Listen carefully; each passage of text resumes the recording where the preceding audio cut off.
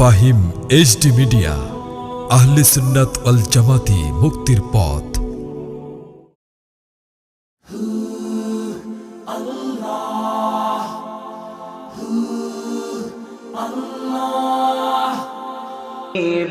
খবর কে আমাকে দিবে খবর, কোন দিকে মদিনা আর মনে মানে না গো নবীজি, আর মনে মানে না, আমার মনে মানে না গো, আর মনে অহরহ জ্বলছে আগুন, জল দিলে নিবে না গো বাবারা, জল দিলে নিবে না। আমি দুরুদ মিলাদ পড়লে বাবা গো, দুরুদ মিলাদ পড়লে বাবা গো, পাই মনে সান্ত্বনা আর মনে মানে না গো,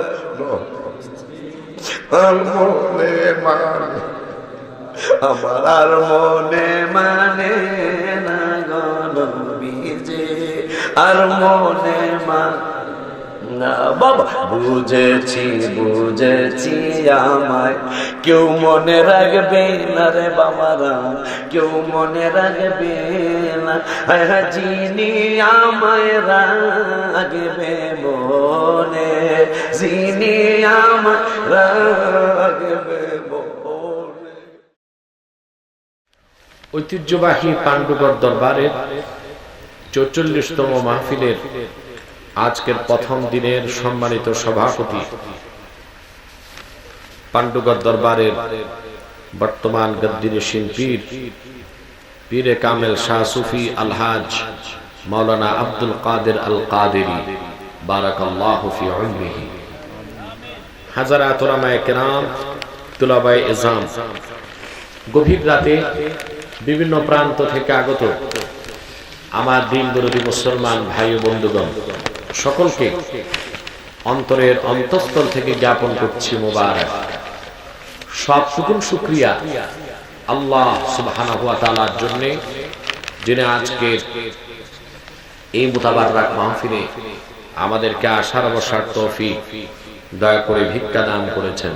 সেজন্য আসুন আমরা সকলে একবার অবনত চিত্তে হৃদয়ের আবেগ অনুভূতি উজাড় করে সমবেত কণ্ঠে বলি আলহামদুলিল্লাহ। অগণিত অসংখ্য দরুদ ও সালাম আল্লাহর সৃষ্টির প্রধান আকর্ষণ, বিশ্বসভার সভাপতি, সকল নবী রাসূলগণের মাথার তাজ, শামসুল হিদায়াত, বদরুদ্দুজা, সাইয়্যিদুস সাকালাইন, ইমামুল মুরসালিন, খাতামুন নবিয়্যিন ওয়াল মুরসালিন, আফতাবুন নবুওয়াত, শাহনশাহ রিসালাত, সরকারে দো জাহান, সুলতানুল মদিনা, নবিয়ুল আম্বিয়া, হুজুরে আকরাম, নূরে মুজাসসাম, নূরুন আলা নূর, সাইয়্যিদিনা হাবিবিনা শাফিঈনা মাওলানা মুহাম্মদ সাল্লাল্লাহু আলাইহি ওয়াসাল্লামের উপর আল্লাহ জাল্লা যিকরু, যাকে আজ থেকে ১৫০০ বছর আগে প্রেরণ করেছেন, সর্বশ্রেষ্ঠ ও সর্বশেষ নবী ও রাসূল হিসেবে, যার পরে আজ পর্যন্ত পৃথিবীতে অবশ্যই কোন প্রকার নবী কিংবা রাসূল অবশ্যই আসে নাই, অবশ্যই এখনো নাই, অবশ্যই কিয়ামত পর্যন্ত আসবে না। সম্মানিত সুধী, দীর্ঘক্ষণ আপনারা বক্তব্য শুনেছেন, আলহামদুলিল্লাহ। কোরআন সুন্নাহ ভিত্তিক যে কথাগুলো হয়েছে, আল্লাহ পাক যেন তা আমাদের স্মৃতির পাতায় স্থায়ী করে দেন। ইচ্ছা বা অনিচ্ছায় যদি কোনো ভুল কথা হয়ে থাকে, আল্লাহ পাক যেন দয়া করে আমাদের স্মৃতির পাতা থেকে তা মুছে দেন। আমি আসার আগ পর্যন্ত আমার স্নেহধন্য ছাত্র মাওলানা আহমদ হাসান গাজীপুরি তার সুরলীল বক্তব্য আপনাদের শুনিয়েছে, আলহামদুলিল্লাহ। ঠিক কিনা? আমি অনেক ক্লান্ত। আপনারা দেখেছেন আজকে আমার প্রোগ্রাম ছিল দিনে সে কুলাউড়া, চিনেন কুলাউড়া? আমার যেতে লাগছে 1 ঘন্টা, আসতে 1 ঘন্টা। এবার বুঝেন কত দূরে। মাগরিবের কিছু আগে এসে আমি পৌঁছলাম বাড়িতে। এসার পর পর আপনাদের মাহফিলের উদ্দেশ্যে রওনা দিলাম, কিন্তু এত কুয়াশা আর রোড ঘাট এতটা ভাঙ্গা যে আমার আসতে অনেক সময় লেগে গিয়েছে। ওয়াজ তো অনেক শুনলেন, ঠিক কিনা? এখন মূলত দোয়াটাই বাকি আছে। তবে আমি আপনাদের সামনে আজকে কোরআন কারীম থেকে একটি সূরা তেলাওয়াত করেছি, সূরাতুল ইখলাস। এই সূরাটি তেলাওয়াত করেছি খুব সংক্ষেপে, যেহেতু আমি ক্লান্ত এবং অসুস্থ, রাতও বেশি, শৈত্য প্রবাহ চলছে, দেখতে পাচ্ছেন? হ্যাঁ, এটা শুধু শীত না, শৈত্য প্রবাহ, বাতাস চলছে। এত কষ্ট করে আপনারা বসে আছেন, দীর্ঘ কথা না বলে খুব সংক্ষেপে সূরা ইখলাসের মূল বক্তব্যটি আপনাদের সামনে তুলে ধরব ইনশাআল্লাহ। যদি আল্লাহ পাক আমাকে আপনাদেরকে তৌফিক ভিক্ষা দান করেন, বলুন আল্লাহুম্মা আমিন।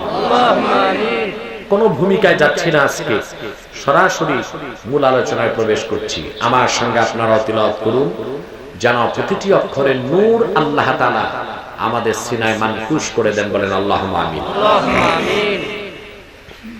قُلْ أَعُوذُ بِاللَّهِ مِنَ الشَّيْطَانِ الرَّجِيمِ بِسْمِ اللَّهِ الرَّحْمَنِ الرَّحِيمِ قُلْ هُوَ اللَّهُ أَحَدٌ اللَّهُ الصَّمَدُ لم يلد ولم يولد ولم يكن له كفوا أحد صدق الله العظيم। জবান খুলে পড়েন সাদাকাল্লাহুল আযীম ওয়া সাদাকা রাসূলুহুন নবিয়্যুল হাবিবুল কারীম ওয়া নাহনু আলা ذلك من الشاهدين والشاكرين والحمد لله رب العالمين। আমরা যে সূরাটি পড়লাম তার নাম সূরাতুল ইখলাস, ঠিক কি না? এই সূরার আরেকটি নাম সূরাতুত তাওহীদ। সুবহানাল্লাহ, এটা তাওহীদের সূরা। আমরা প্রতিটি মুসলমানের দুটো সূরা মুখস্থ থাকে, ফাতিহা আর ইখলাস, ঠিক কি না? আর এই দুটো সূরার এত বেশি ফজিলত তাফসীরের কিতাবে এসেছে, অন্য কোন সূরার এত ফজিলত আসে না। কোরআন কারীম ব্যাখ্যার কতগুলো মূল নীতি আছে। তার অন্যতম নীতি, কোন সূরার পক্ষে যদি সূরা নাজিলের কারণ থাকে, যাকে বলা হয় সাবাবে নুজুল বা শানে নুজুল, তা বলতে হবে। সূরা ইখলাস নাজিলের পিছনে বিশেষ কিছু কারণ আছে। আমি অথেন্টিক তাফসীর থেকে দুইটি কারণ বলছি। কথা শুনতেছেন আমার?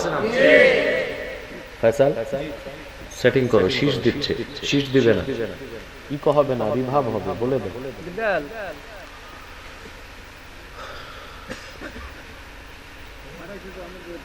নির্ভরযোগ্য তাফসীর,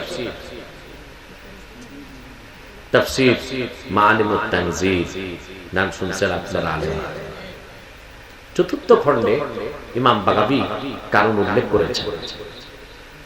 তিনি লিখেন, জাআ নাফারুন মিনাল ইয়াহুদ ইলা রাসূলিল্লাহি সাল্লাল্লাহু আলাইহি ওয়াসাল্লাম। মদিনাতুল মুনাওয়ারার ইহুদিদের একদল আলেম আল্লাহ রাসূলের কাছে আসলো। এসে তারা একটি প্রশ্ন করল। কি করল? বলল, সিফ লানা রাব্বাকা ইয়া মুহাম্মদ সাল্লাল্লাহু আলাইহি ওয়াসাল্লাম। মুহাম্মদ সাল্লাল্লাহু আলাইহি ওয়াসাল্লাম, আপনি যে রবের কথা বলেন, ওই রবের পরিচয় দেন। ইহুদিরা আল্লাহর পরিচয় জানতে চাইল। কার? এতটুকু বলি ক্ষান্ত হয় নাই, ওরা একটা চরম বেয়াদবি করল।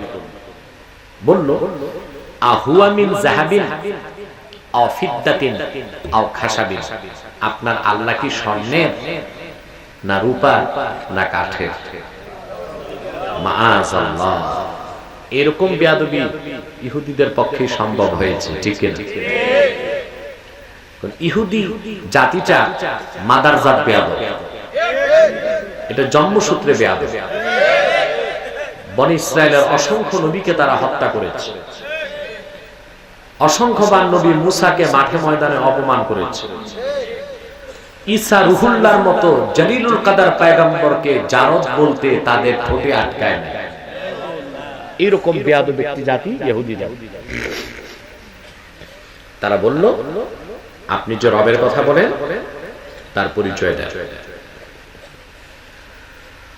ফাআনজালাল্লাহু সূরাতাল ইখলাস, কুল হুয়াল্লাহু আহাদ। ইহুদিদের প্রশ্নের জবাবে আল্লাহ রাব্বুল আলামিন আপন পরিচয় দিয়ে সূরা ইখলাস নাযিল করে দিলেন। আল্লাহ ডাক দিয়ে বললেন, কুল হুয়াল্লাহু আহাদ। মুহাম্মদ সাল্লাল্লাহু আলাইহি সাল্লাম আপনি বলুন, তিনি আল্লাহ এক। আল্লাহুস সামাদ, আল্লাহ পাক অমুখাপেক্ষী, বেনিয়াজ, লাম ইয়ালিদ ওয়া লাম ইউলাদ। আল্লাহ নিজের জাত থেকে কাউকে বানান নাই, নিজ অন্যের জাত থেকে হন নাই। ওয়া লাম ইয়াকুল লাহু কুফুয়ান আহাদ। আকাশ ও জমিনে আল্লাহ রাব্বুল আলামিনের সমকক্ষ কেহ নাই।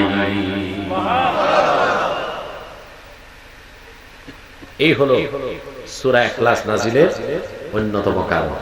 সুবহানাল্লাহ। কথা বুঝে আসতেছে?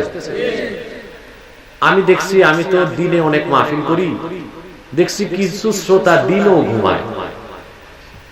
এখন তো রাত হয়ে গেছে, এখন ঘুমাচ্ছেন মনে হয় খুব ঘটা করে নাকি?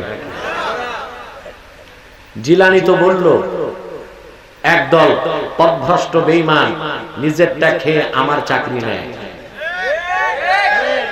নাকি? অপপ্রচার করে আমি আসবো না। এই অপপ্রচার করে লাভ কি হয়? যারা আসার তারা ঠিকই তো চলে আসে, ঠিক কিনা বল? এই অপপ্রচারটা কেন করে? দুইটা কারণ। আহলে হক আহলে সুন্নাত যেখানে যায় বাতিলের গুমর ফাঁস হয়, এটা একটা কারণ। কারণ আল্লাহর শানে যারা বেয়াদবি করে, নূর নবী মুহাম্মদ সাল্লাল্লাহু আলাইহি ওয়াসাল্লামের শানে বেয়াদবি করে, ইসলামকে তুলনা করে ক্রিকেট ম্যাচের সাথে, আম্মা জানদের শানে বেয়াদবি করে, ঠিক কিনা? তাদেরকে আমরা থেরাপি দিই, ঠিক কিনা? এ ভণ্ড প্রতারক, নেক্সরোটের ভ্যাটধারী বেঈমান ইহুদিদের দালালদের পরিচয়টা আমরা তুলে ধরি। সেজন্যই তারা সংঘবদ্ধ চক্রান্তে নেমেছে আমাদের মাহফিলগুলোকে বন্ধ করার জন্য, ঠিক কিনা? আর কোনো কারণ নেই। আর দ্বিতীয় আরেকটা কারণ আছে। কালকে, আজকে দিনে তো পোলাওড়া, কালকে রাতে করেছি ময়মনসিংহ। ওখানে যে শুনলাম এক বক্তা গেছে, এই বক্তা সেই বিতর্কিত বক্তা, বুঝলেন? বক্তা গেছে কিশোরগঞ্জে, সেই বক্তার দলীয় লোক এসেছে গোটা ময়মনসিংহ থেকে, বুঝলেন না? সারা বিভাগ থেকে লোক এনে জমা করছে। কিন্তু আল্লাহর রহমত না থাকলে কিছু হয় না। 20 মিনিট পর বক্তা ফিউজ হয়ে গেছে। তার মানে কি? তাদের মানুষ জুটাইতে হয় সারা জেলা থেকে, ঠিক না? মাদ্রাসা বন্ধ করে ছাত্র আনতে হয়, দলীয় লোকজন আনতে হয়, চতুর্দিক থেকে মানুষ জমা করতে হয়। আমাদের প্রোগ্রামে তা করতে হয় না। একমাত্র আল্লাহর কোরআনের আকর্ষণে মানুষগুলো মৌমাছির মতো ছুটে আসে।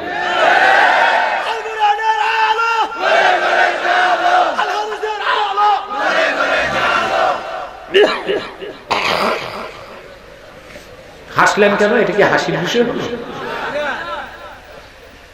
সম্মানিত শরীর, এ হলো দ্বিতীয় কারণ। এই জন্য আহলে হক আহলে সুন্নাত রাসূলুল্লাহর আশিকদের মাহফিলগুলো বন্ধের চেষ্টা করে তারা। মনে রাখবেন, কোরআনের আওয়াজকে যারা বন্ধ করতে চায় এদেরকে মুসলমান বলার সুযোগ নেই, এরা মুনাফিক। ঠিক কিনা? কলে কৌশলে হকের আওয়াজ বন্ধ করতে চায়। সম্মানিত সুধী, সেজন্য বলবো ঘুমাবেন না। খুব সংক্ষেপে কিছু কথা বলে শেষ করে দিচ্ছি, কালকে তো সারা রাত আবার ওয়াজ শুনবেন। ঠিক কিনা? সূরা ইখলাস নাজিল হলো, আল্লাহ কেন নাজিল করলেন আমরা তা খুঁজে পেলাম। দ্বিতীয় কারণটি এসেছে আরেকটি তাফসীরে। কাফেরদের পক্ষ থেকে রাসূলুল্লাহর চাচা আবু তালেবের কাছে একটা প্রস্তাব দেওয়া হলো, আবু তালেব আপনি ভাতিজা মুহাম্মদ সাল্লাল্লাহু আলাইহি ওয়াসাল্লামকে বলেন তিনি যদি ইসলামের দাওয়াত বন্ধ করে দেন, বিনিময়ে তিনি যা চান আমরা তাই ব্যবস্থা করব। তিনি যদি সম্পদ চান ওনার কদমে সোনা রূপা ঢেলে দিবেন, যদি আরবের নেতৃত্ব চান চাবিটা হাতে তুলে দিবেন, যদি বিয়ে করতে চান সতী সাধ্বী পরমা সুন্দরী চরিত্রবতী মহিলা আমরা ব্যবস্থা করব। আবু তালেব বললেন ঠিক আছে, রাতে ভাতিজা আসলে কালকে প্রস্তাবের জবাব দিতে আইসো। রাসূলুল্লাহ বাড়িতে আসলেন দারুল আরকাম থেকে। চাচা প্রস্তাব দিলেন, আমার হুজুর কি জবাব দিয়েছে জানেন? সুবহানাল্লাহ। ইবনে কাসির আল বেদান নেহাতে লেখেন, রাসূলুল্লাহ বললেন চাচা ওরা যেসব জিনিসের প্রস্তাব দিচ্ছে তার তো কোনো মূল্য আমার কাছে নাই। লাউ আন্না কুরাইশান ওয়াদাতিশ শামসা আলা ইয়ামিনি ওয়াল কামারা আলা ইয়াসারি, কুরাইশরা যদি আকাশের সূর্যটা আমার ডান হাতে তুলে দেয় আর পূর্ণিমার চাঁদ যদি আমার বাম হাতে তুলে দেয়, আমি এক মুহূর্তের জন্য আল্লাহর দ্বীনের কালেমার উচ্চারণ বন্ধ করব না। আল্লাহ পাক রাসূলুল্লাহর এই কথায় এত খুশি হয়ে গেলেন, সঙ্গে সঙ্গে আল্লাহ পাক সূরা ইখলাস নাযিল করে নূর নবীকে পুরস্কৃত করে দিলেন। এ হলো সূরা ইখলাস নাযিলের কিছু কারণ। কোরআন ব্যাখ্যার মূলনীতির অন্যতম নীতি, কোন সূরার পক্ষে যদি ফজিলত থাকে তা বলতে হবে। সূরা ইখলাসের এত ফজিলত আমি যদি সারা রাত বলি শেষ করা যাবে না। কয়েকটা ফজিলত আমি আপনাদেরকে শোনাই। আল্লাহ রাসূলের ইরশাদ করেছেন,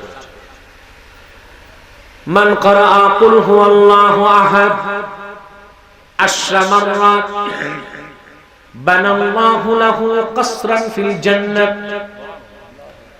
আমার নূর নবী বলেছেন আমার যে উম্মত মাত্র 10 বার প্রতিদিন সূরা ইখলাস পড়বে আল্লাহ পাক জান্নাতে তার জন্য একটি নূরের মহল বানিয়ে দিবেন। ওয়ামান ক্বারাহা 20 মাররা, আর যে ব্যক্তি 20 বার সূরা ইখলাস পড়বে বানাল্লাহু লাহু কসরাইন ফিল জান্নাহ, আল্লাহ পাক তার জন্য বেহেশতে দুটো নূরের মহল তৈরি করে দিবেন। ওমান ক্বারাহা 30 মাররা বানাল্লাহু লাহু সালাসাতা কুসুরিন ফিল জান্নাহ, আর যে ব্যক্তি 30 বার পড়বে আল্লাহ পাক জান্নাতে তার জন্য 3টি নূরের মহল বানায় দিবেন। সুবহানাল্লাহ। 10 বার পড়লে একটি মহল, 2 বার পড়লে 20 বার পড়লে 30 বার পড়লে সুবহানাল্লাহ বলবেন। এই আমলটা করবেন, কথা বলা সবাই করবেন। আরেকটি হাদিস আহমদ বিন হাম্বল তার মুসনাদে রওয়ায়াত করেছেন। আহমদ বিন হাম্বল লেখেন রাসূলুল্লাহ সাল্লাল্লাহু আলাইহি ওয়াসাল্লাম বলেছেন, যে ব্যক্তি প্রত্যেকদিন ফরজ নামাজের পর 10 বার সূরা ইখলাস পড়বে, কয়বার? হিসাব নিকাশের পরে আল্লাহ পাক জান্নাতের সবগুলো দরজা তার জন্য খুলে দিবেন। ফেরেশতা ডেকে ডেকে বলবে, উদখুল বিআইয়ি বাবিন তাশা, আল্লাহ জান্নাতের সবগুলো দরজা তোমার জন্য খোলা আছে, যে দরজা দিয়ে মন চায় তুমি আল্লাহর জান্নাতে চলে যাও। ফরজ নামাজের পর কয়বার? কথা শুনতেছেন? আজকে নিয়তটা ঠিক করে বসছেন তো? কি নিয়ত? আমরা মুনাজাত করে বাড়ি যাব। কে কে হাত তুলে দেখেন, হাত লম্বা করেন, লম্বা করেন। কিছুক্ষণ পরে আমরা মুনাজাত করে গুনাহ মাফ করে আল্লাহ ওয়ালা বেহেশতি হয়ে বাড়ি যাব। কারা কারা হাত তুলে আল্লাহ তাআলাকে দেখেন? হাত নামান। আল্লাহ কবুল করুন, আল্লাহ মঞ্জুর করুন, বলুন আল্লাহুম্মা আমিন। আপনারা হাত তুলছেন, মাইক ম্যানও হাত তুলছে। ও হাত তুলুক আর না তুলুক, মাইক ছাড়ার আগে বাড়ি যাওয়ার সুযোগ আছে। সম্মানিত তো প্রত্যেকদিন ফরজ নামাজের পর 10 বার পড়লে প্রতিদিন কয়বার পড়া হবে? আরে এটাও কইতে পারো না। রাসূলুল্লাহ বলেছেন আল্লাহ তার জন্য বেহেশতের সব দরজা খুলে রাখবেন, আর ফেরেশতা ডেকে বলবে ইয়া ফুলান, ইয়া ফুলান উদখুল বিআইয়ি বাবিন তাশা। দরজা সবগুলো খোলা, যেটা দিয়ে মন চায় তুই ঢুক। আল্লাহু আকবার, সুবহানাল্লাহ। এখন দুইটা সমস্যা আমাদের শ্রোতাদের মধ্যে। একদল আছে মনে মনে ভাবতেছে নামাজই তো পড়ি, আবার সূরা ইখলাস কখন পড়ব, আছে না? আরেক দল আছে নামাজ পড়ে কিন্তু নামাজের পর দোয়াই করে না, মুনাজাতই করে। আসেনি? একটা টিকটিকি দল আছে না বাংলাদেশে, এই যে যারা ঘুরে ঘুরে বলে আব্বাসী আসবে না, এই সব ওই টিকটিকির দল। বলে নামাজই তো দোয়া, আবার কিসের দোয়া বলে না? নামাজের পর দোয়া করার নির্দেশ স্বয়ং আল্লাহ পাক দিয়েছেন এই কোরআনে।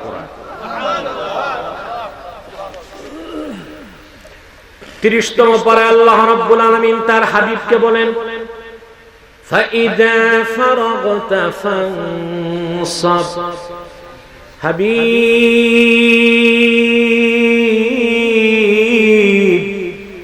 মুহাম্মদ সাল্লাল্লাহু আলাইহি ওয়াসাল্লাম, আপনি যখন ফরজ নামাজ শেষ করবেন আল্লাহর কাছে দোয়া করুন।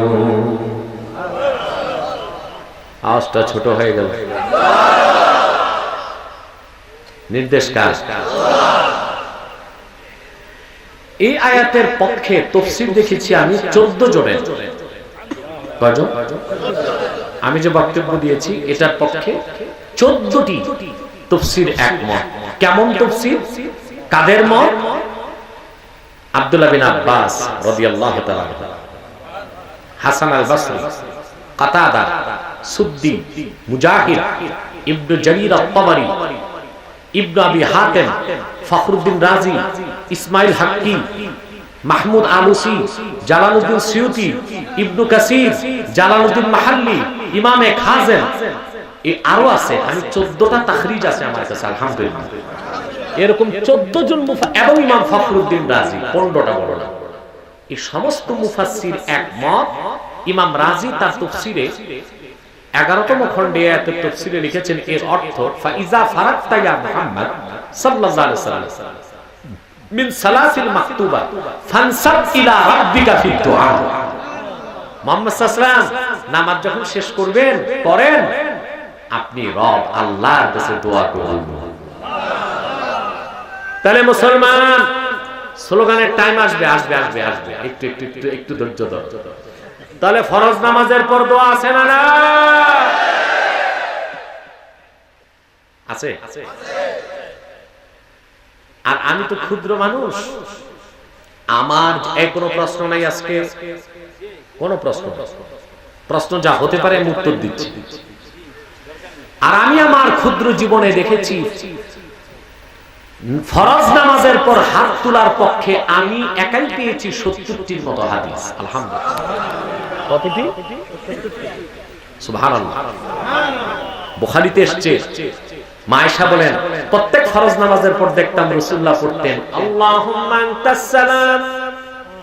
পড়েন সবাই, আল্লাহুম্মা আনতাস সালাম ওয়া মিনকাস সালাম তাবারাকতা রাব্বানা ওয়া তাআলাইতা ইয়া যাল জালালি ওয়াল ইকরাম।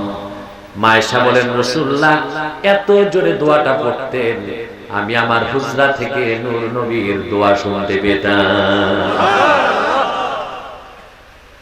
সহিহ মুসলিমে এসেছে রাসূলুল্লাহর খাদেম ছিলেন সাওবান, কি নাম? রাদিয়াল্লাহু তাআলা। তিনি বলেন প্রত্যেকদিন আসর নামাজের পর দেখতাম, এই আপনারা কানাফুসি করেন কেন, নিজেরা কথা বলেন কেন? সাওবান বলেন প্রত্যেক আসরের পর দেখতাম রাসূলুল্লাহ সাহাবীগণের দিকে ঘুরতেন, তারপর লম্বা দোয়া পড়তেন। পরে নামাজ সাথে লা ইলাহা ইল্লাল্লাহ ওয়াহদাহু লা শারীকা লাহু লাহুল মুলকু ওয়া লাহুল হামদ ইউহয়ী ওয়া ইউমীত ওয়া হুয়া আলা কুল্লি শাইইন কাদির। আল্লাহুম্মা লা মানিআ লিমা আ'তাইতা ওয়া লা মু'তিয়া লিমা মানা'তা ওয়া লা ইয়ানফা'ু যাল জাদ্দি মিনকাল জাদ। সুবহানাল্লাহ। প্রত্যেক আসর নামাজের পর রাসূলুল্লাহ এই লম্বা দোয়াটা পড়তেন। তাই নামাজ ফরজ নামাজের পর দোয়া আছে না নাই? তো টিকটিকির দল কোত্থেকে বলে নামাজি দোয়া, নামাজের পরে দোয়া নাই? কথা বলেন না? আসেন, সুনান তিরমিজিতে এসেছে সাহাবায়ে কেরাম রাসূলুল্লাহকে প্রশ্ন করেছেন আইয়ুদ দুআই আসমা, হুজুর কখন দোয়া করলে আল্লাহ সাথে সাথে কবুল করেন? সুবহানাল্লাহ। আমার নূর নবী জবাব দিলেন জাওফাল লাইলিল আখির ওয়া দুবুরাস সালাওয়াতিল মাকতুবাত, গভীর রাতের শেষে আর প্রত্যেক ফরজ নামাজের পরে বান্দা দোয়া করলে আল্লাহ রাব্বুল আলামিন তা কবুল করে নেন। নামাজের পর দোয়া আছে না নাই? এত দলিল দেওয়ার পর এই টিকটিকির দল কয় দোয়া মানলাম, তাই হাত তুলেন কেন? বলে না? মানে আরেক ফেরকা এটা কি বলে দোয়া তো মানলাম, তা হাত উঠান কেন? আচ্ছা কোন তো ভাই সাহেব, দোয়ায় আমরা হাত কার কাছে পাচ্ছি? এটাও কি ফতোয়া লাগবে? এমপির কাছে যায় গম নিতে হাত পাত, চেয়ারম্যানের কাছে ডিজিএফ কার্ড, রমজানে যাকাত সদকা চামড়া, মুদির দোকানে 10 টাকা লবণের পোটলা, সব জায়গায় হাত পাতলাম, সমস্যা হইল না। মালিকুল আমলাক রাজহাদিরাজ আল্লাহ রাব্বুল আলামিনের কাছে দোয়াতে হাত পাতবো কি পাতবো না, এই প্রশ্ন মুসলমান করতে পারে না, মুনাফিক করতে পারে।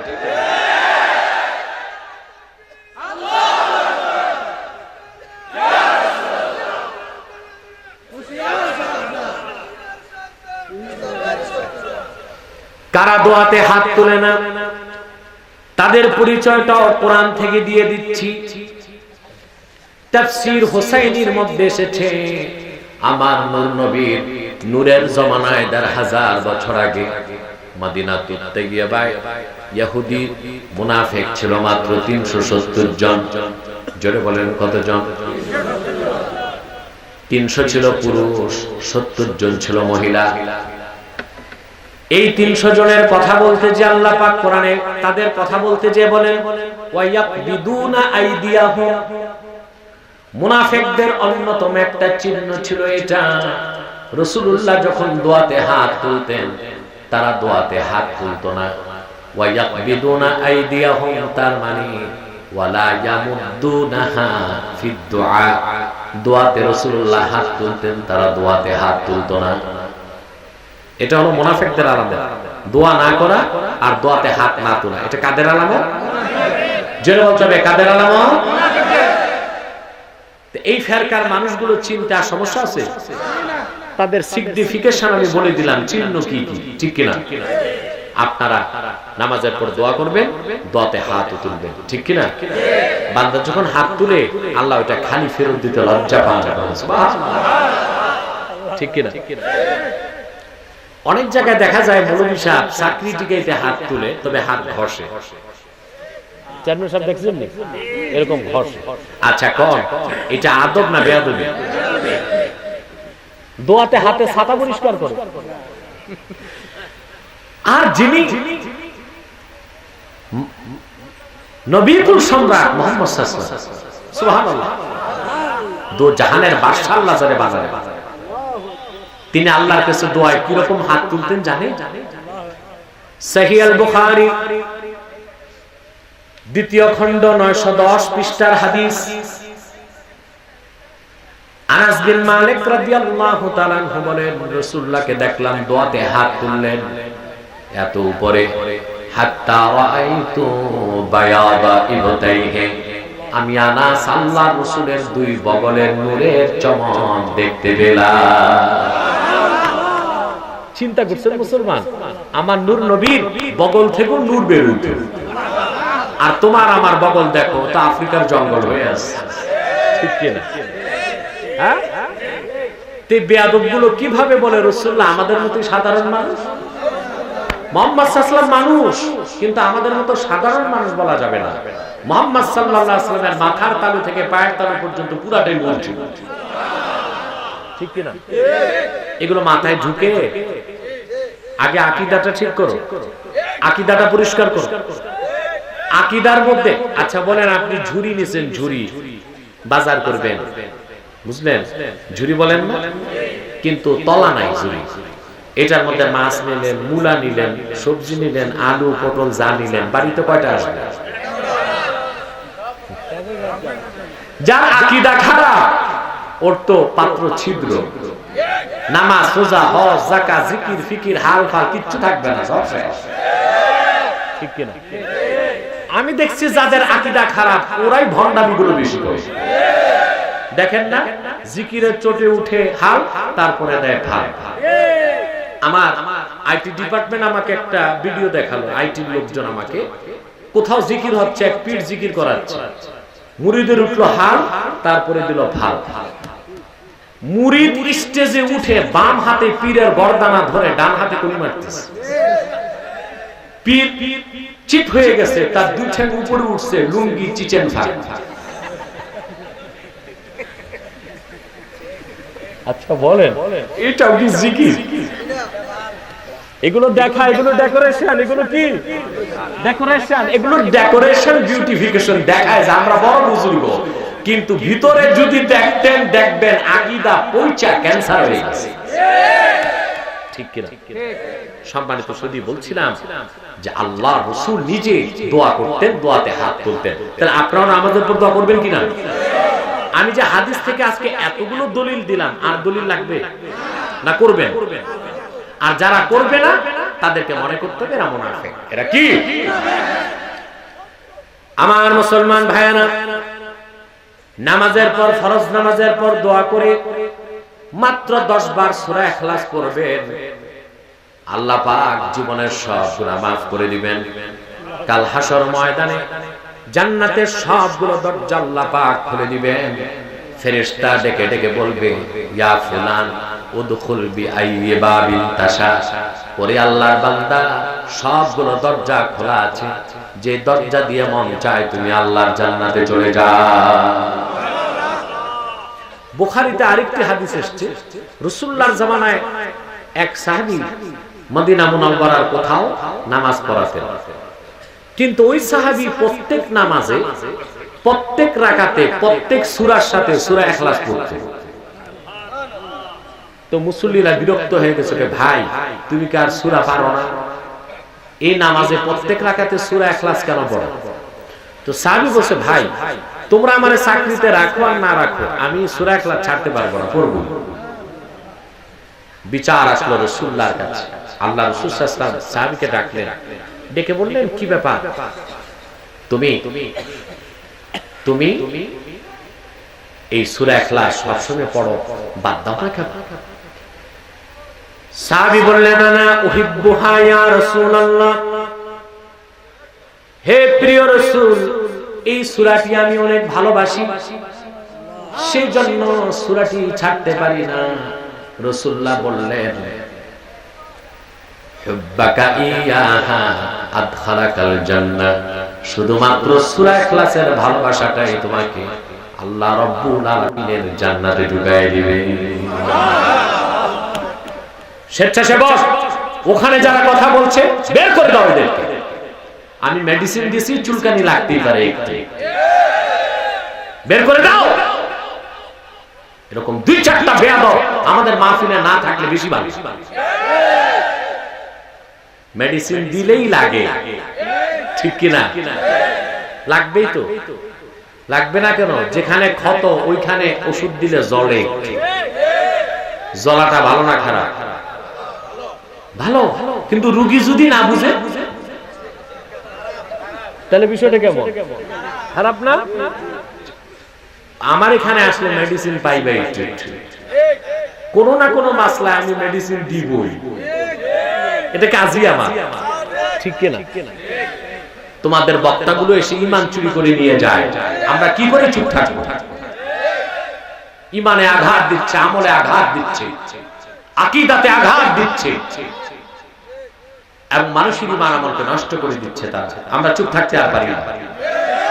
বাধা যত আসুক, প্রতিবন্ধকতা যত বড় হোক, পায়ের সাথে তা মিশিয়ে আহলে সুন্নাত ওয়াল জামাতের ঝান্ডাকে আমরা সামনে নিয়ে যাব। কোন অপশক্তি আমাদেরকে থামাতে পারবে না সব বাড়ি তো সত্যি। রাসূলুল্লাহ বললেন, সাহাবী, হুব্বুকা ইয়াহা আদখালাকাল জান্নাহ, শুধু সূরা ইখলাসের মহব্বতটা তোমার আল্লাহর জান্নাতে ঢুকায় দেবে। সুবহানাল্লাহ, সুবহানাল্লাহ। এবার আরেকটা ফজিলত বলে আমি ব্যাখ্যায় চলে যাব। আল্লাহর হাবিব ইরশাদ করলেন,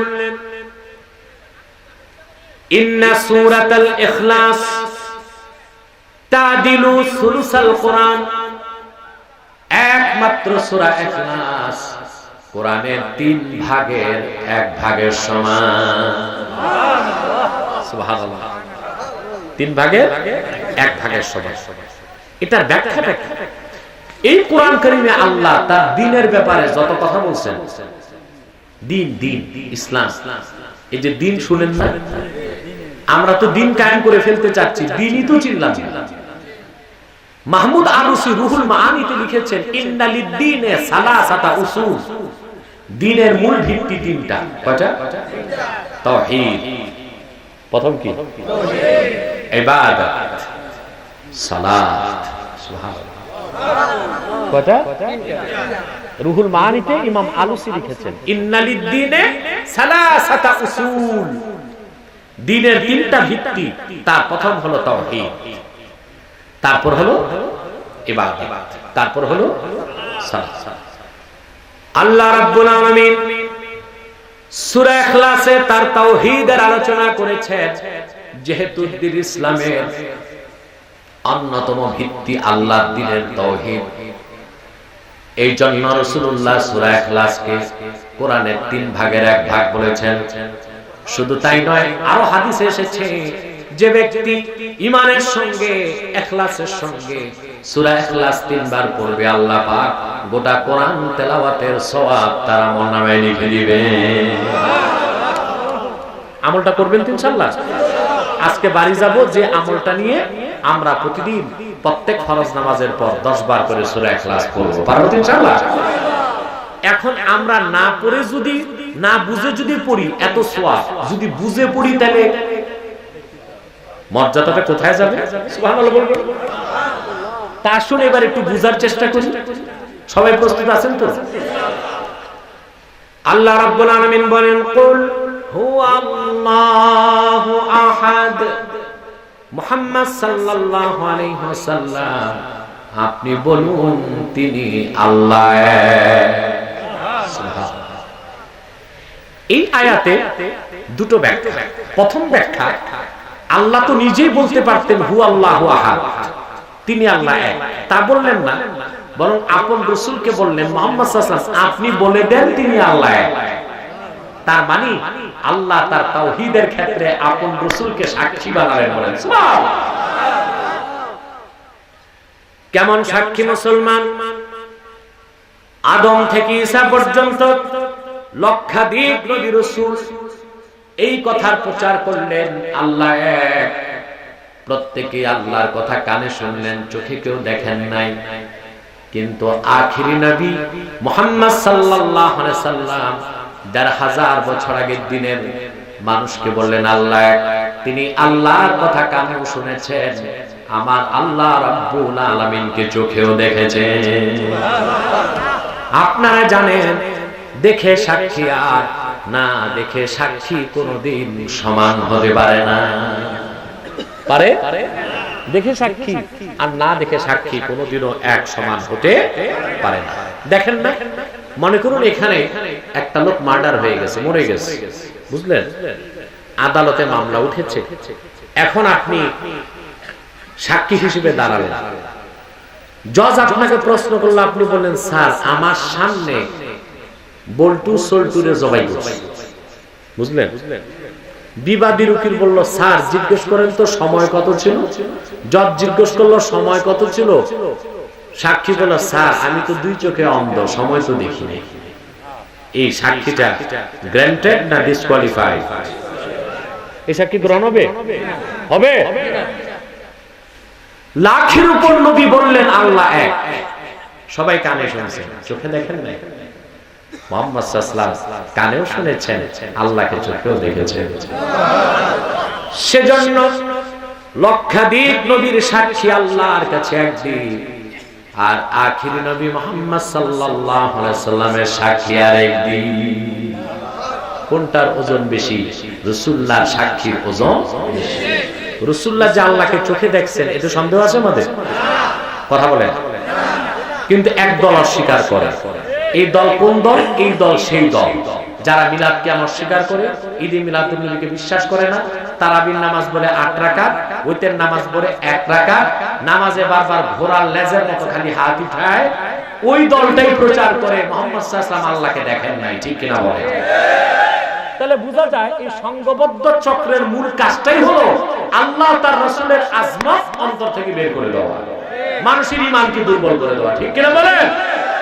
আমরা বিনা দলিলে বিশ্বাস করি মুহাম্মদ সাল্লাল্লাহু আলাইহি ওয়াসাল্লাম আল্লাহকে চরমচুকে দেখেছেন। ঠিক কিনা? এই ক্ষেত্রে দুনিয়ার সমস্ত মুহাদ্দিস একমত। সুবহানাল্লাহ। মোল্লা আলী কারি, মোল্লা বুঝছেন? এই দেশি মোল্লা, দেশি মোল্লা আমাদের দেশে একটু কইতে পারলে এর নাম হয় মোল্লা। এরপর আরেকটু যদি সুন্দর কত বয়ান করতে পারে এ হয় মৌলবী, আরেকটু পারলে মাওলানা, আর লোকজন মোটামুটি জমাইলে এ হয়ে যায় আল্লামা।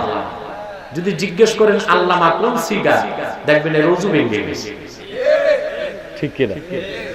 কথা বলে। আর এখন তো আর ওয়াজ করতে পড়াশোনা লাগে না।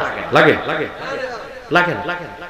মানুষ কিছু জমলে সুট্টুর থাকলে, বুঝলেন, দেখা যায় গল্প টল্প যদি বলতে পারে, কোরআনও নাই হাদিসও নাই, ফার্সি কবিতা একটু পর পর পড়লো, সোহবতে সালে তোরা সালে তো, সোহবতে তালে তোরা তালে তো, সালে তোরা তালে তোরা দিয়া তাল গোল পাকায় 2-4 ঘন্টা শেষ। এ হয়ে যায় দেশে বড় বড় বক্তা। ঠিক আছে, আল্লামা হয়ে যায়। কি হয়ে যায়? এই মোল্লা সেই মোল্লা নয়। মোল্লা আলী কারি 1 লক্ষ হাদিস তার মুখস্থ ছিল। তাকে বলা হয় তারজুমানুল আহনাফ, হানাফিদের মুখপত্র। মেশকাতের সরা মেরকাতের 10ম খণ্ডে তিনি ইমাম নববীর ফতোয়া তুলে ধরেছেন। নববী বলেছেন ওয়াল হাসিলু আন্নার রাজিহা আন্না মুহাম্মাদান সাল্লাল্লাহু আলাইহি ওয়াসাল্লাম রাআ রাব্বাহু বিআইনাই রাসিহি। গ্রহণযোগ্য মত এটাই, আল্লাহর আখির নবী মুহাম্মদ সাল্লাল্লাহু আলাইহি ওয়াসাল্লাম 1000 বছর আগে ধুলো বুলক ছাড়িয়ে 7 আকাশ পাড়িয়ে সিদরাতুল মুনতাহার উপরে লা মাকান ওয়ালা জামানের উপরে 70,000 নূরের পর্দা পার হয়ে আরশে আজিমে যে কপালের 2 চোখ দিয়ে আল্লাহকে দেখছেন। ঠিক কি না? তিনি সাক্ষী দিচ্ছেন আল্লাহ এক, শুনে এবং দেখে। সেজন্য আল্লাহ বলেছেন হাবিব আপনি বলুন তিনি আল্লাহ এক। কুল হুয়াল্লাহু আহাদ। এখানে দ্বিতীয় ব্যাখ্যা আহাদ অর্থ এক, আবার আরবিতে ওয়াহিদ অর্থ এক। তো পার্থক্য, আল্লাহ তো অন্য জায়গায় নিজেকে ওয়াহিদ বলছেন, বলছেন না? কোথাও আল্লাহ পাক বলেন ওয়া ইলাহুকুম ইলাহু ওয়াহিদ, তোমাদের যিনি ইলাহ আল্লাহ রাব্বুল আলামিন তিনি এক। অন্য জায়গায় বলেন লিমানিল মুলকুল ইয়াউম লিল্লাহিল ওয়াহিদিল কাহ্হার। সব জায়গায় বলছেন ওয়াহিদ, সূরা ইখলাসে বলছেন আহাদ। এখানে কোনো রহস্য থাকতে পারে? হ্যাঁ, আমি 10 তারিখ না 11 তারিখ জানুয়ারিতে আসবো কবরস্থানের মাহফিল, তাই আজকে একটু কবরস্থান বানাই দিয়েছে ইকবাল। ওটা কবে? কবরস্থানের পাশে না? কথা বল। কবরস্থানের পাশে। এখন কি ওটা সোহবতে তোমরা কি মুর্দা হয়ে গেল না? ঘুমাও। কে কে হাত তুলে দেখান কে কে ঘুমা। বাহ,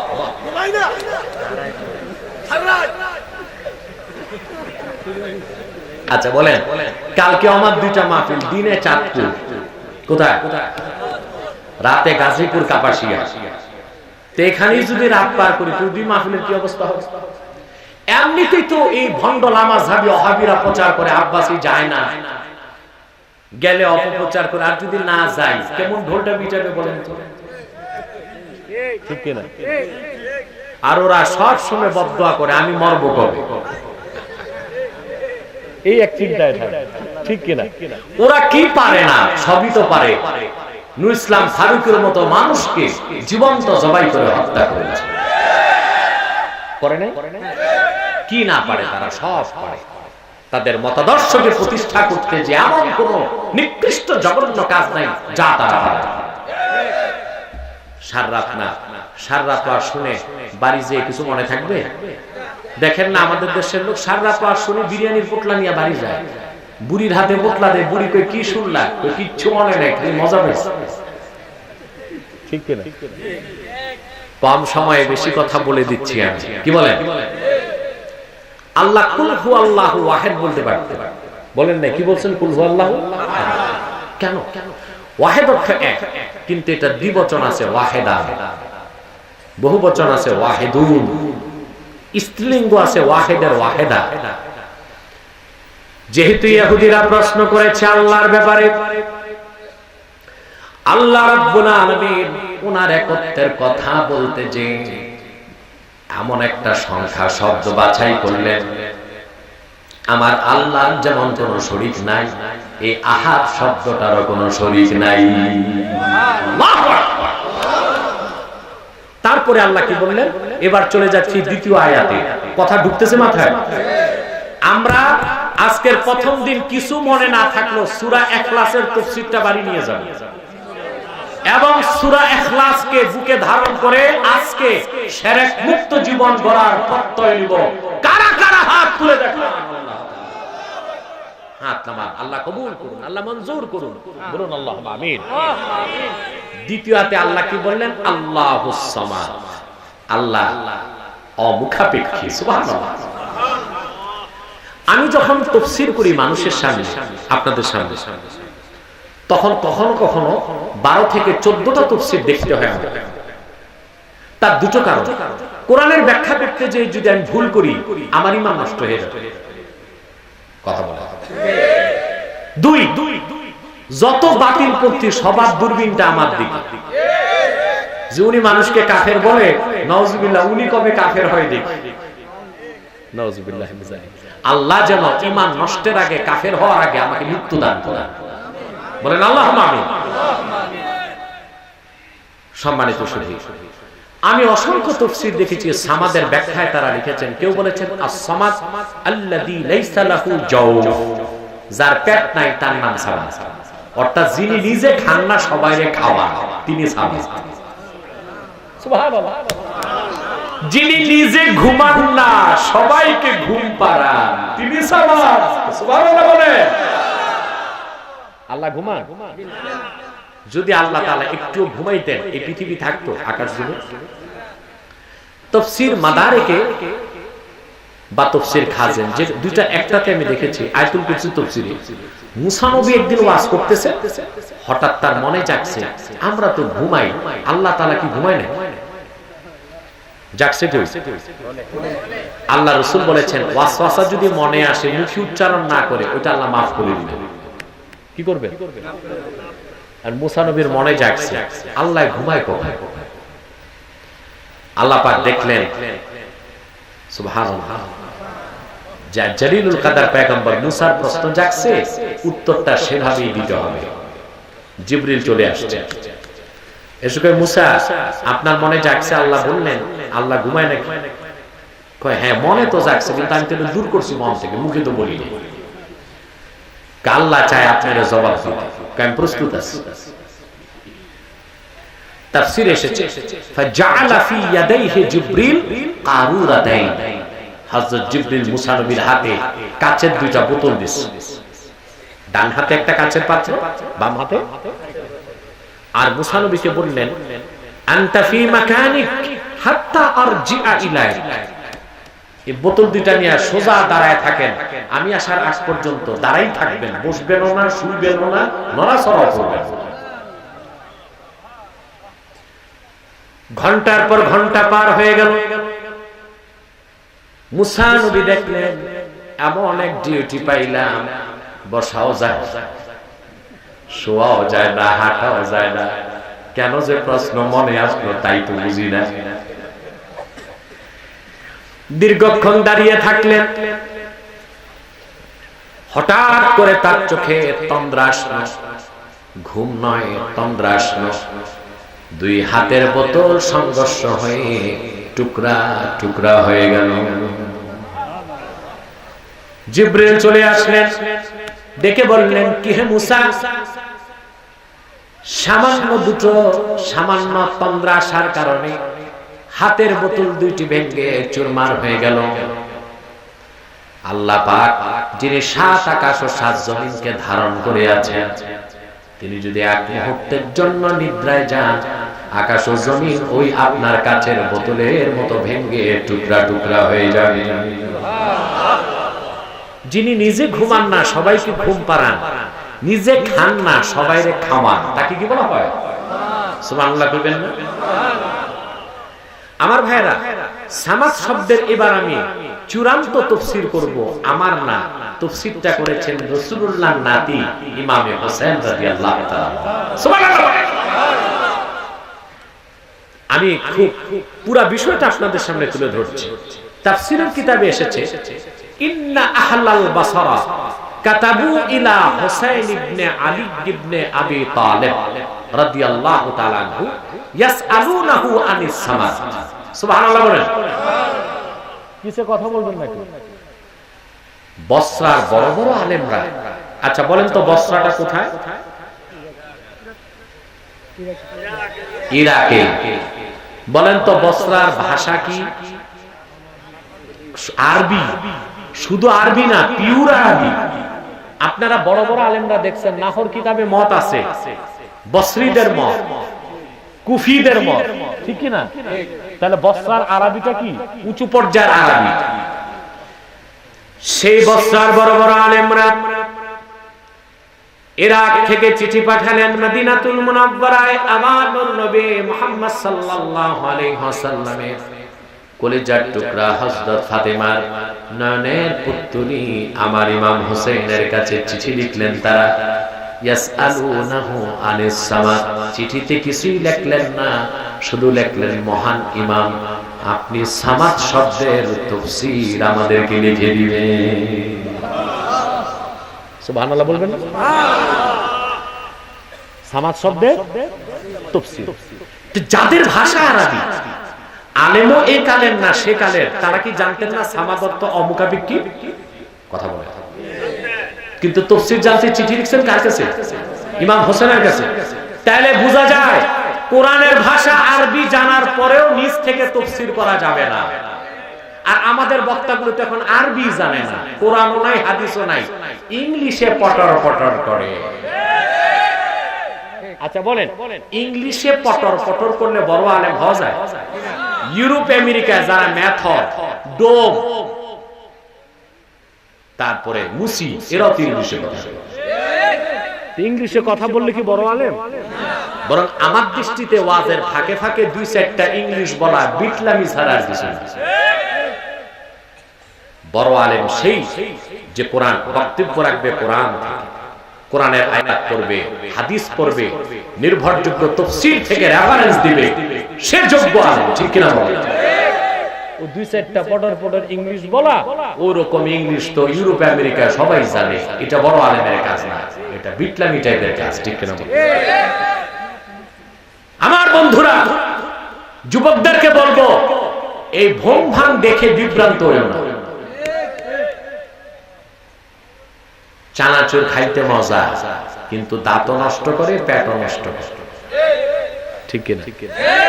খাইতে কি দাঁতও নষ্ট করে, পেটও নষ্ট করে। বুট খাইতে মজা, দাঁতও নষ্ট করে, পেটও নষ্ট করে। কথা বলেন না? তো ওই যে বক্তাদের কথা, তোমাদের চানাচুর ভাজার মতো সাময়িক মজা লাগবে, কিন্তু ঈমান আকীদা সব নষ্ট করে দিবে। সাবধান। কোথায় কোরআন হাদিস আছে সেই দিকে তাকাও। বসরার বড় বড় আলেমরা চিঠি লিখলেন ইমাম হোসেনের কাছে, হুজুর আপনি সামাদ শব্দের ব্যাখ্যা আমাদেরকে করে দেন। এবার ইমাম হোসেন জবাব লিখছেন। সুবহানাল্লাহ।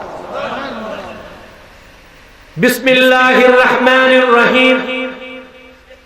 আম্মা বাদ, ইয়া আহলাল বসর লা তাখুদু ফিল কুরআন ولا تجادلوا فيه ولا تكلموا فيه بغير علم لأني سمعت جدي رسول الله صلى الله عليه وسلم يقول من تكلم في القرآن بغير علم فليتبوأ مقعده من النار। তিনি বললেন, বসরাবাসীরা, তোমরা আল্লাহর কোরআনকে নিয়ে ঝগড়া করো না, বিতর্ক করো না, এলেম ছাড়া কোরআনের তাফসীর করো না।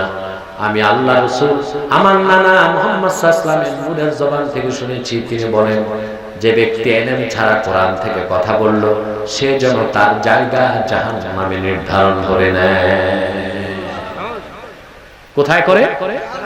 তো যারা কোরআনের ভুল তাফসীর করে আর মানুষের ঈমান নষ্ট করে, তাদেরকে আমি বলি জাহান্নামের তক্তা। এটা কি আমার কথা না হাদিস থেকে বলছি? কথা বলেন, এটা আমার কথা না হাদিস থেকে? তবে শুনতে কটু লাগলেও কথা চরম সত্য। তারপর ইমাম হোসেন বাকি তাফসীর লিখলেন যে সামাদ শব্দের ব্যাখ্যা আমার করার দরকার নাই, আল্লাহ নিজে সামাদ শব্দের তাফসীর করছেন। লাম ইয়ালিদ ওয়া লাম ইউলাদ, তিনি নিজ থেকে কাউকে জন্ম দেন নাই, নিজেও কারো থেকে জন্ম নেন নাই। বলেন সুবহানাল্লাহ। ঠিক কি না? তিনি সামাদ। এইজন্য আমি বলবো, যারা আল্লাহ রাসূলের নূরকে জাতি নূর বলে, তারা শিরক করতেছে। কারণ আল্লাহ স্পষ্ট বলেছেন, লাম ইয়ালিদ ওয়া লাম ইউলাদ, আল্লাহ কোন জাত থেকে কাউকে সৃষ্টি করেন নাই, নিজ অন্যের জাত থেকে সৃষ্টি হন নাই। আমাদের আহলে হক আহলে সুন্নতের বিশ্বাস, মুহাম্মদ সাল্লাল্লাহু আলাইহি ওয়াসাল্লামের নূর খালকি নূর। খালেক কে? শেষ আয়াতে আল্লাহ বলেন, ওয়ালাম ইয়াকুল লাহু কুফুয়ান আহাদ, আকাশ ও জমিনে আল্লাহর সমকক্ষ কেহ শেষ। সাদাকাল্লাহুল আযীম ওয়া সাদাকা রাসূলুহুন নবিয়ুল কারীম ওয়া নাহনু আলা যালিকা মিনাশ শাহিদিন ওয়াশ শাকিরিন। আলহামদুলিল্লাহি রাব্বিল আলামিন। আইপি সাহেবের জন্য দোয়া চাই।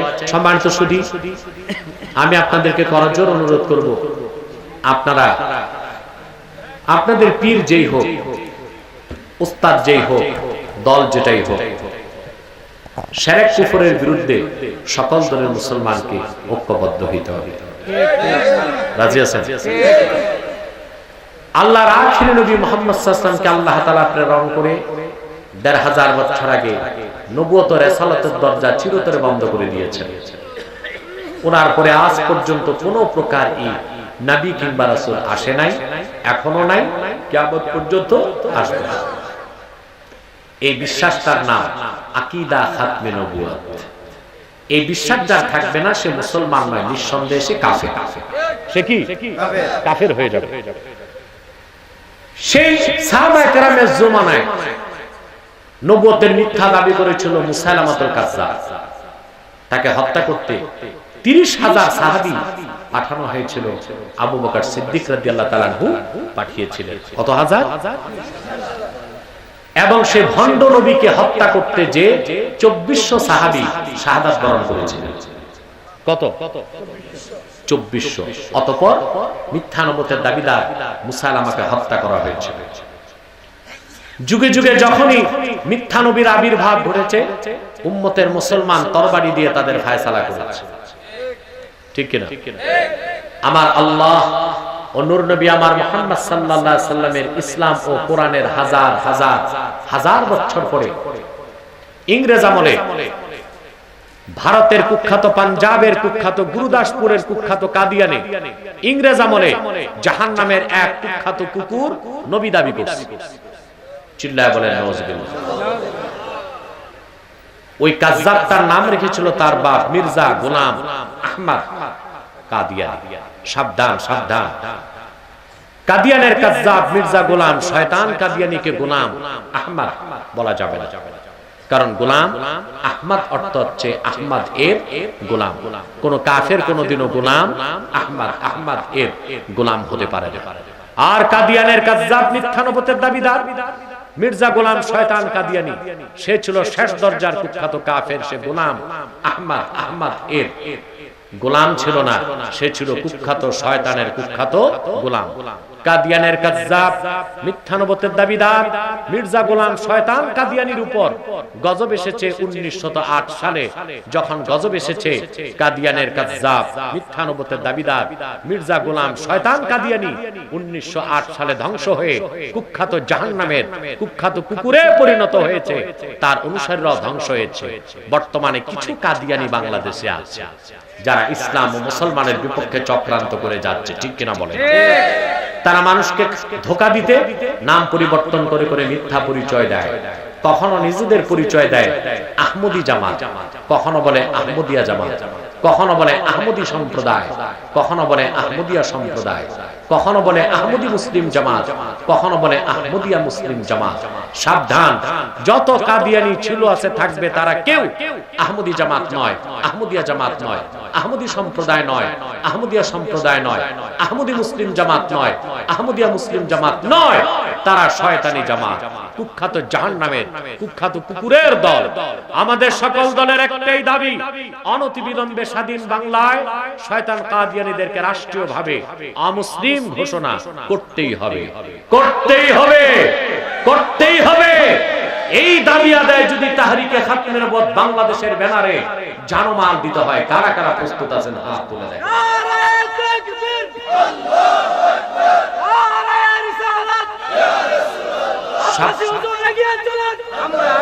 সাবধান মুসলমান, তাদেরকে অর্থনৈতিক কোন সহযোগিতাও করবেন না।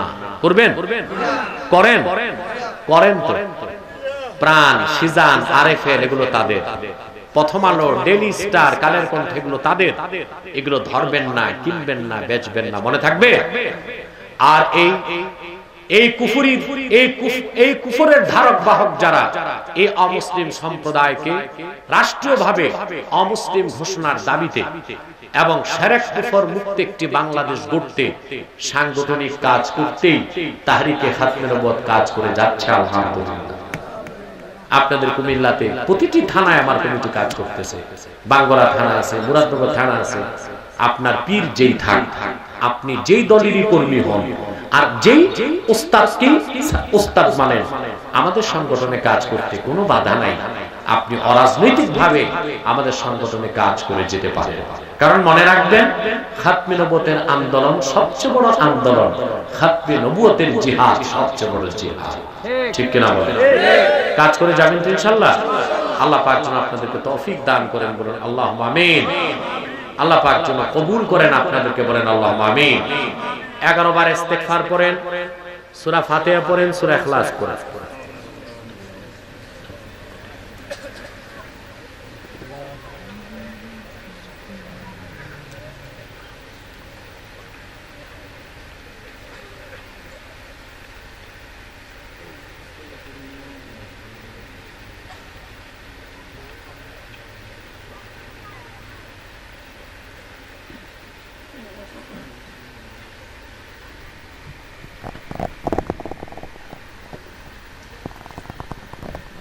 সূরা ইখলাস পড়েন 3 বার।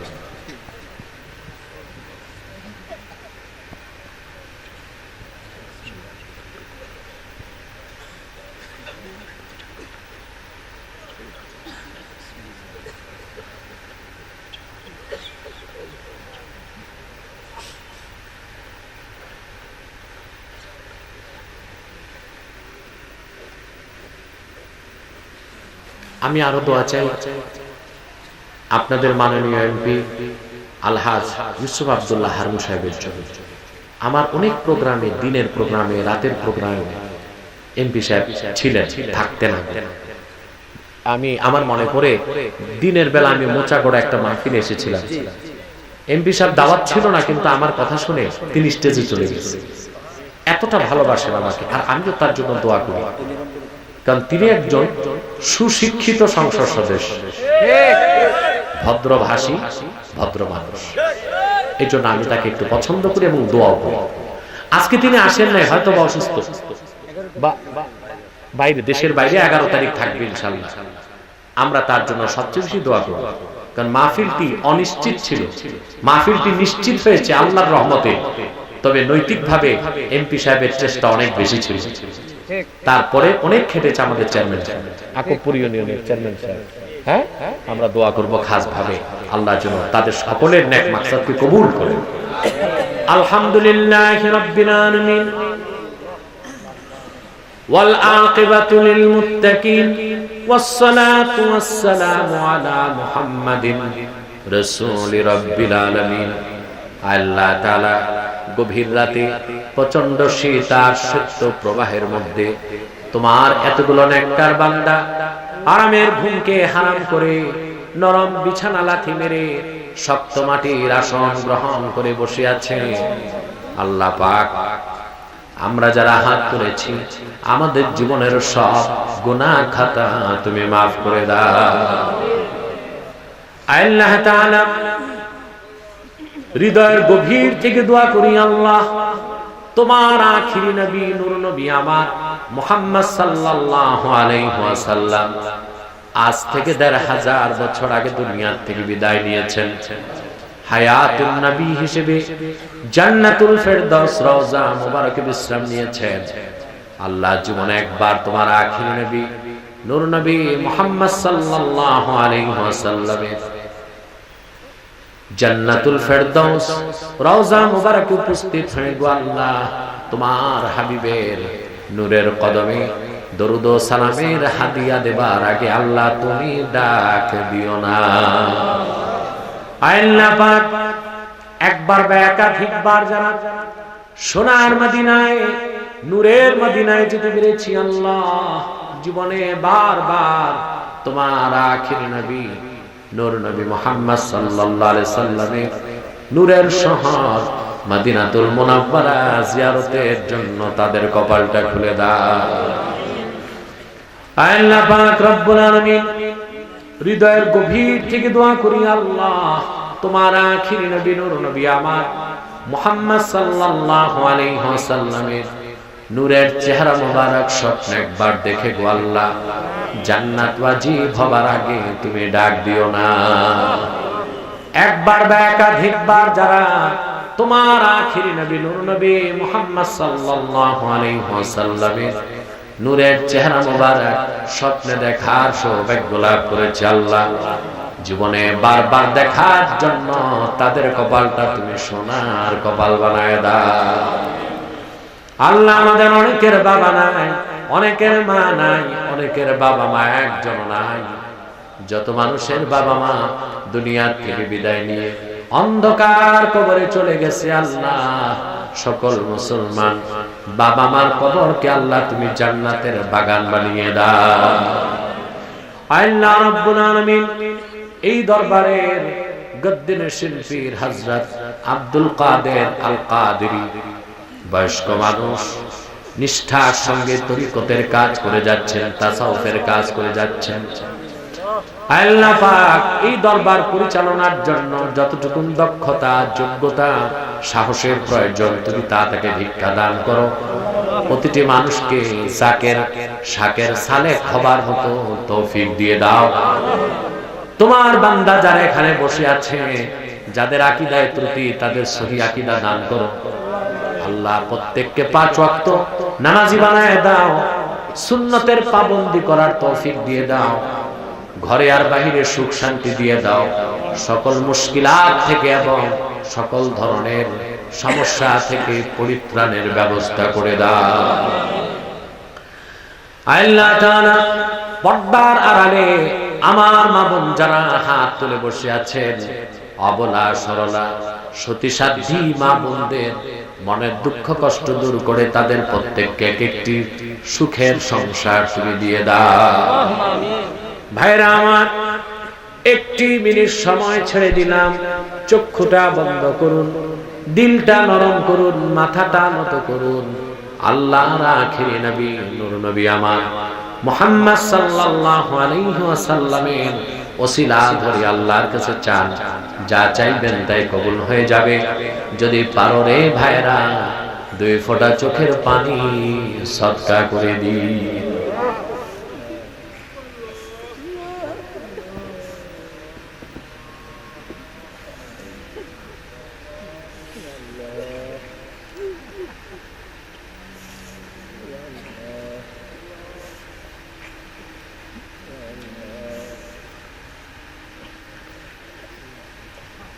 ইয়া আল্লাহ, ইয়া আল্লাহ, আজকের মাহফিল কবুল করে নাও।